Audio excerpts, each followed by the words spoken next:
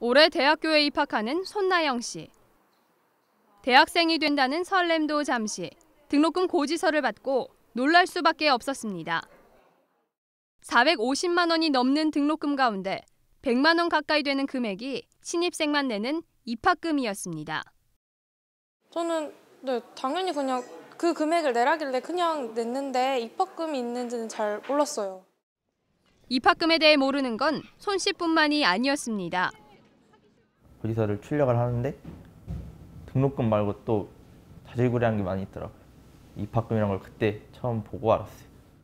들어오기 전에는 몰랐고요. 그리고 여기 합격하고 나서 내야 된다는 걸 그때 알았어요. 존재 자체도 몰랐던 입학금. 어디에 사용되는지도 학생들은 잘 몰랐습니다. 입학할 때 하는 행사? 자세히는 모르겠어요. 모르겠어요. 왜 내지? 왜 내는지 모르겠어요. 학생들은 입학금을 왜 내야 하는지, 그리고 어디에 사용되는지조차도 모르고 있었습니다. 대학 등록금과는 별개로 징수되는 대학 입학금. 과연 어디에 사용되고 있는 걸까요? 2015년 기준 수도권 소재 4년제 대학교 80곳을 조사한 결과 90만 원 이상을 받고 있는 학교는 29곳, 70만 원 이상 90만 원 미만은 35곳에 달했습니다. 가장 많이 받는 곳은 고려대학교로 103만 원. 서울시립대학교가 9만 원인 것에 비하면 학교별 편차는 상당히 큰 편입니다. 고려대학교는 등록금 심의위원회에서 입학금이 입학에 관한 경비로만 사용되는 것이 아니라 등록금과 합산해 다양한 용도로 사용된다고 밝혔습니다. 학교에게 103만 원의 근거를 보여달라라고 얘기를 하면 103만 원에 대한 근거는 없다라고 얘기를 하는 거죠. 현행법상 입학금은 학교의 설립자나 경영자는 수업료나 그 밖의 납부금을 받을 수 있다고 규정한 고등교육법과 입학금은 학생의 입학 시에 전액을 징수한다라는 교육부령이 전부입니다.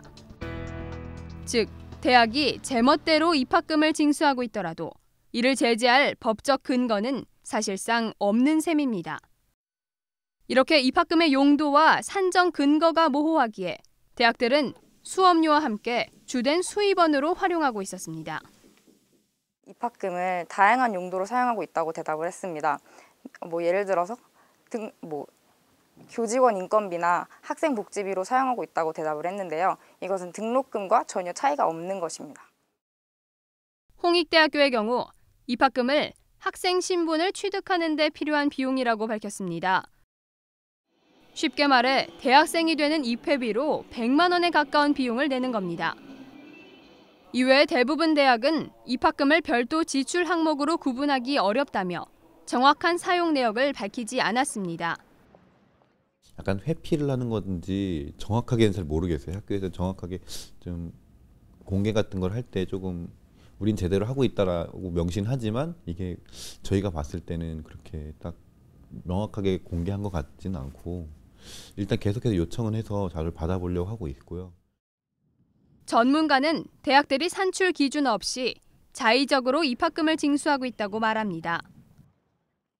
징수 목적이라는 산정 근거가 명확한 기준이 없기 때문에 대학들도 재량적으로, 임의적으로, 관행적으로 편성을 해오다 보니까 실제 입학금을 어떻게 쓰이는지, 어떻게 책정되는지에 대해서 구체적인 근거가 없기 때문에 학교에서도 정확하게 답변을 하기는 어려울 것으로 보입니다.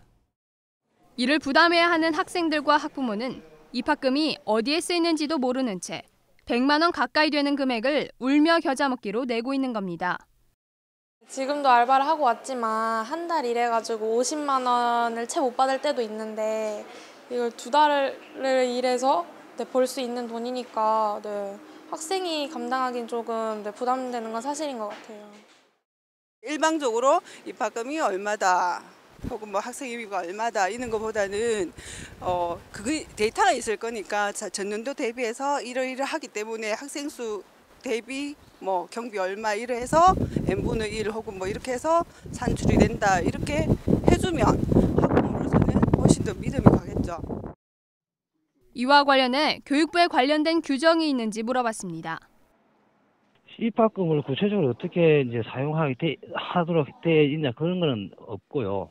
이제 그 입학금이 결국은 학교에 필요한 경비에 이제 쓰게 되는 거죠. 학교에 필요한 시설이라든지 인건비 그리고 각종 필요한 교육용 기자재를 산다든지 이런 형태로 다 쓰여지는 거죠.